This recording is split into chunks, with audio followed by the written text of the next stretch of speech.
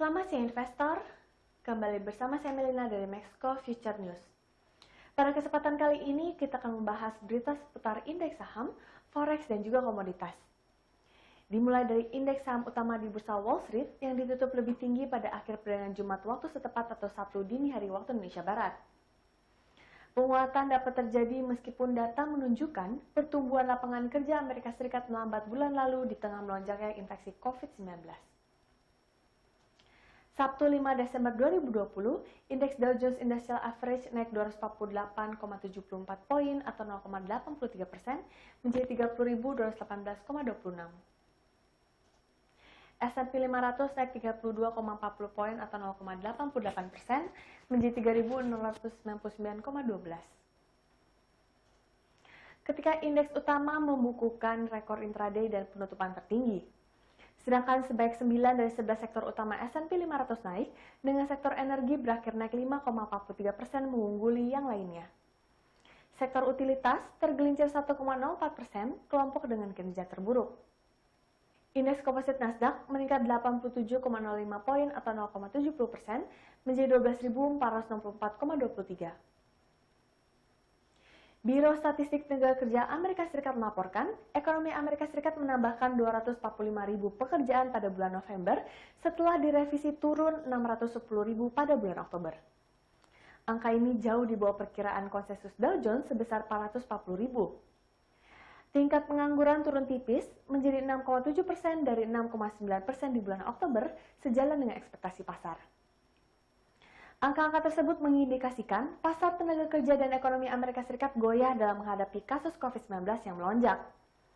Sementara itu, Universitas Johns Hopkins melaporkan Amerika Serikat telah mencatat rekor jumlah infeksi baru. Amerika Serikat mencatat sekitar 14,3 juta kasus yang dikonfirmasi dengan jumlah kematian lebih 278.000 pada Jumat sore. Sementara itu, Ketua Federal Reserve Amerika Serikat Jerome Powell mengatakan aktivitas ekonomi terus pulih dibandingkan dengan pada kuartal kedua yang tertekan. Kendati demikian, ekonomi Amerika Serikat telah melambat dalam beberapa bulan terakhir. Pembukaan kembali ekonomi menyebabkan kebangkitan yang cepat dalam aktivitas ekonomi pada kuartal ketiga. Powell mengatakan dalam sidang Kongres bahwa dalam beberapa bulan terakhir, laju perbaikan bergerak moderat. Menurut Powell dalam kesaksiannya di depan Komite Urusan Perbankan, Perumahan dan Perkotaan Senat, pengeluaran rumah tangga untuk barang-barang, terutama barang tahan lama, telah kuat dan telah bergerak di atas tingkat pra-pandemi. Sentimen positif juga datang dari kandidat vaksin.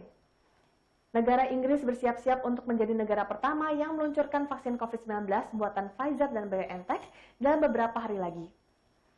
Secara total, Inggris telah memesan 40 juta dosis, jumlah yang cukup untuk memvaksinasi 20 juta orang di negara tersebut.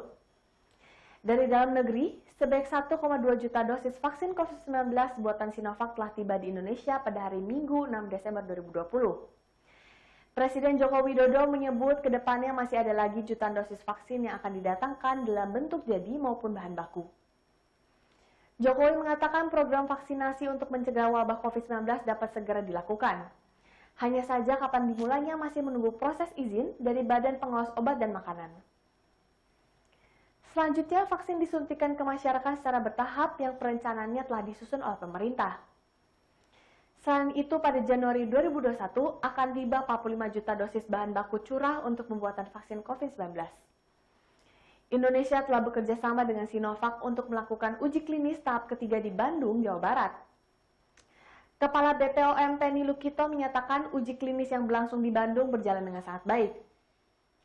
Selain dengan Sinovac, Indonesia juga menjalin komitmen pengadaan vaksin dengan perusahaan biofarmasi lainnya, seperti Sinopharm yang bekerja sama dengan G42 di Uni Emirat Arab, CanSino, dan AstraZeneca. Sejumlah indeks saham di Bursa Asia dibuka menguat pada awal perdagangan pekan ini, Senin 7 Desember 2020. Investor tampak melanjutkan euforia yang mendorong kenaikan indeks saham di Amerika Serikat pada akhir pekan lalu. Berdasarkan data Bloomberg, indeks Topix di Jepang menguat 0,2%, indeks Kospi di Korea Selatan naik 0,3%, serta indeks S&P atau ASX 200 di Australia menguat 0,8% pada pagi ini. Sementara itu, indeks berjangka S&P 500 terpantau tak baik bergerak pada pukul 9.05 di Tokyo, Jepang, setelah menguat 0,9% pada akhir pekan lalu. Head of Investment Strategy Sean Oliver mengatakan, investor sangat optimistis terhadap prospek pemulihan ekonomi dan laba emiten pada tahun 2021. Hal ini seiring dengan dukungan stimulus yang akan digelontarkan pemerintah Amerika Serikat serta penemuan vaksin virus corona. Distribusi vaksin semakin dekat dan ini akan terus membantu pasar saham menghadapi permasalahan utama saat ini, yaitu virus dan dampaknya terhadap ekonomi. Beralih ke berita komoditas, harga emas dunia jatuh pada perdagangan akhir pekan lalu setelah para investor melakukan aksi profit taking usai harga emas naik tajam pada sesi sebelumnya pasca rally di pasar saham. Namun spekulasi stimulus fiskal di Amerika Serikat mendukung daya tarik emas sebagai alat lindung nilai inflasi. Emas bertahan di jalur kenaikan mingguan pertama dalam 4 pekan terakhir.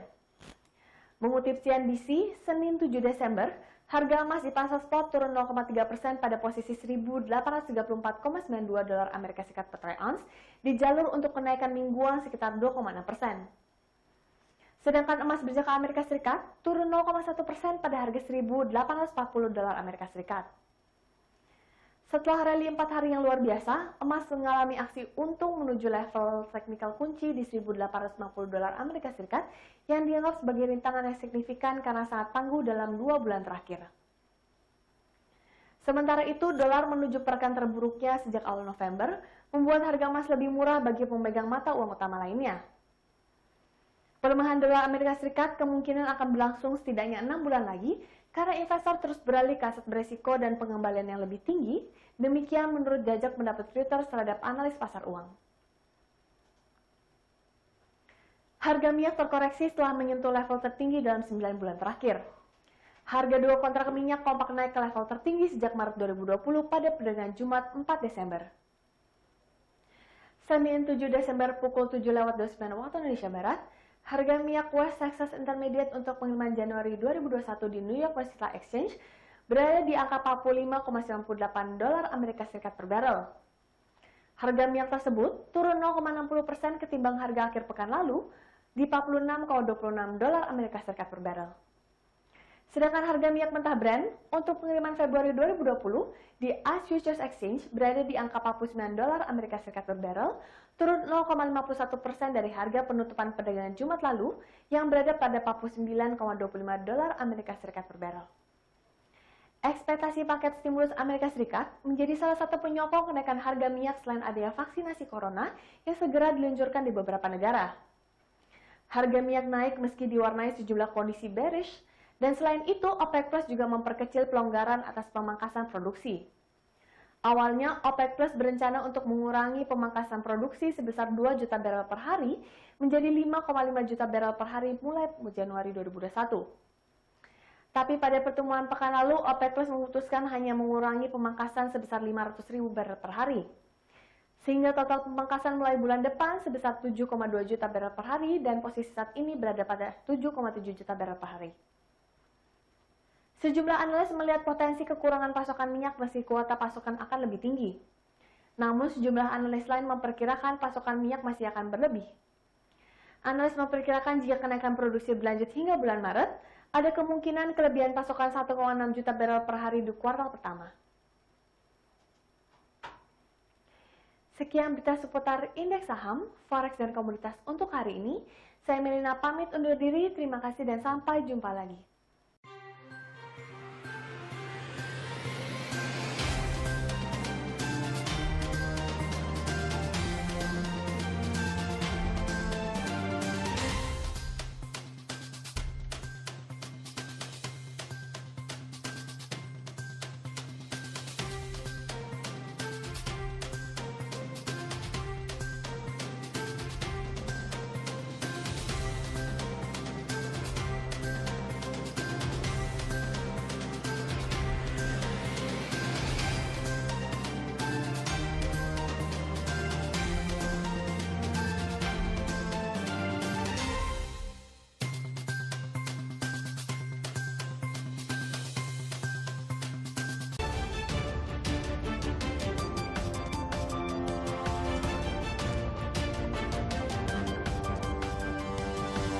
Audio